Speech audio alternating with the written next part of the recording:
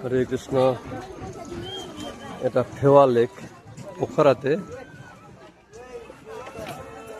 এটা main lake, নেপালের দ্বিতীয় লার্জেস্ট লেক বলা হয় একে।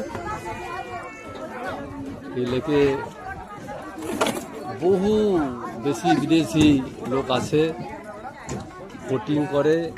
আর এই লেকের অপর দিকে ওই যে ছোট মন্দির দেখতে পাওয়া যাচ্ছে একটা মন্দির, দেবীপীঠ। দেবীপীঠে আমরা যাব, সেখানে দেবীপীঠে গিয়ে আমরা দর্শন করব। দেশি বিদেশি প্রচুর। আর এই যে পাহাড়ের উপরে মেঘ জমে আছে,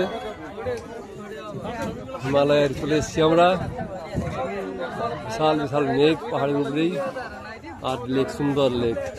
হরে কৃষ্ণ।